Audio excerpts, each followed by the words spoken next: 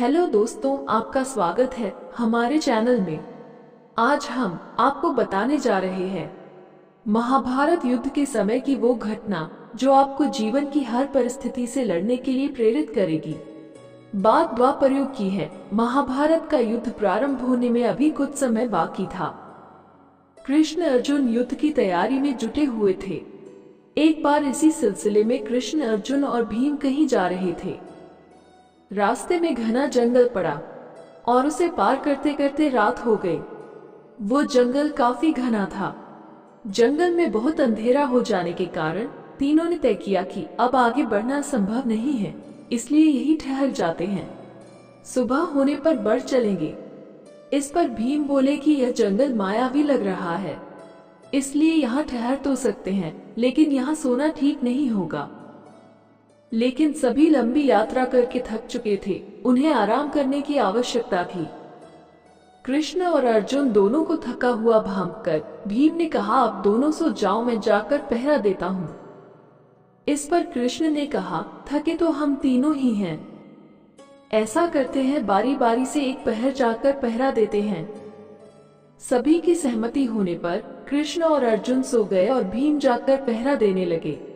बहुत थके होने के कारण कुछ ही पलों में कृष्ण अर्जुन गहरी नींद में चले गए और तभी भीम को एक भयानक आकृति उनकी ओर आती दिखी। वो कोई परछाई जैसा लग रहा था। जब वो भीम के नजदीक आया तो भीम ने देखा कि वो एक और राक्षस था। राक्षस उन्हें देखते ही जोर से चीखा और भीम क्रोध से भर गए। इस घटना का एक विचित्र असर हुआ। क्रोध के कारण भीम का आकार कुछ छोटा हो गया और राक्षस का आकार बढ़ गया। इसके बाद राक्षस भी जोर से चीखा तो फिर से भीम ने और क्रोध दिखाया। इस बार राक्षस और बड़े आकार में आ गया, लेकिन इस बार भीम में उतावलापन भी था और राक्षस का आकार बढ़ते देख भीम चिंतित भी होने लगे थे। इसके बाद दोनों में युद्ध होने लगा, लेकिन विशालकाय राक्षस के सामने भीम छोटे होने लगे और राक्षस का आकार बड़ा होता चला गया। एक पहर तक लगातार युद्ध हुआ और अर्जुन के जागने का समय हुआ। इतने में राक्षस ने जोर से भीम को मुक्का मारा और भीम आधी मूर्छा में चले गए। अर्जुन को उठता देखकर राक्षस वहां से भाग गया। अर्जुन ने उठकर देखा तो भीम मूर्छित पड़े हुए थे।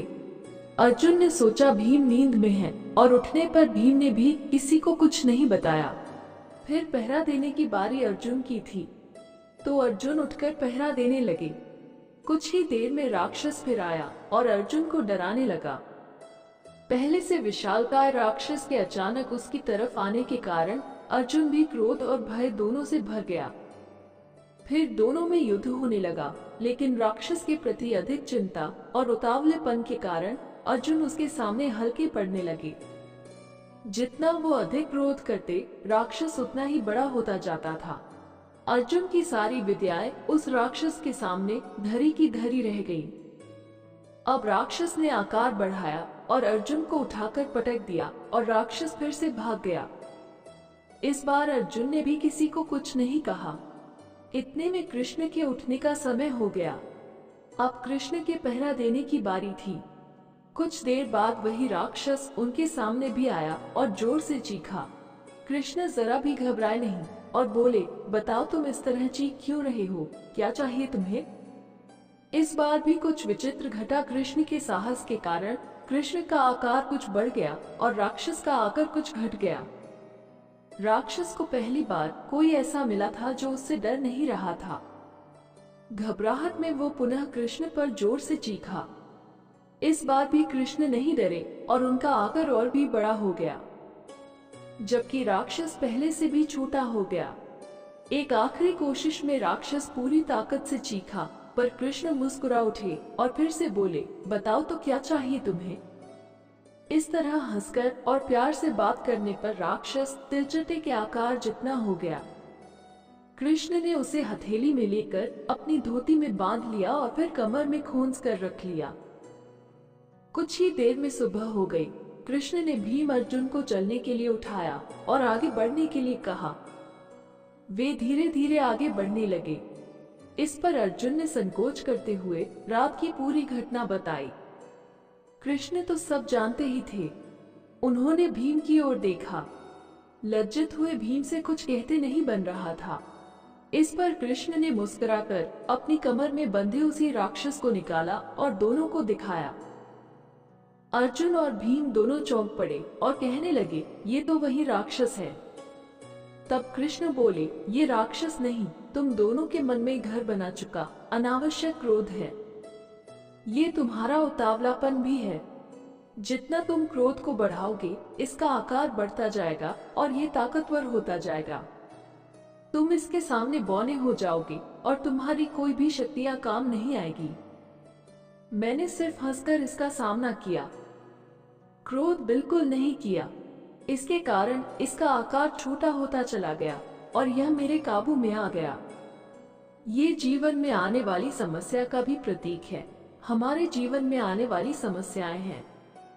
जब जीवन में तुम किसी विपरीत स्थितियों का सामना करने के बजाय परेशानियों से भागने, सिर्फ उनकी चिंता करने और उन पर क्रोध करने से स्थिति और गंभीर हो जाती है और तुम कमजोर बनते चले जाते हो। लेकिन अगर हम इनका हंसकर सामना करते हैं तो यही समस्याएं धीरे धीरे छोटी होती चली जाती हैं और अंततः हम उन पर काबू पा लेते हैं। इस प्रकार श्री कृष्ण ने दोनों को जीवन में आने वाली समस्याओं को किस प्रकार नियंत्रित किया जाए उसकी सीख दी। समस्या को लेकर उसका सामना करने से बचोगे तो वो ऐसे ही अनियंत्रित हो जाएगी और समस्याएं और बढ़ती जाएगी। इसलिए हमें जीवन में समस्याओं से भागने के बजाय उसका सामना शांत मन से करना चाहिए, अन्यथा परेशानी विकराल रूप धारण कर लेती है, जिसका हमारे पास कोई विकल्प नहीं बचता। ये कहानी आपको कैसी लगी, हमें कमेंट्स करें और यह वीडियो अच्छी लगी हो तो लाइक करें और चैनल को सब्सक्राइब करें।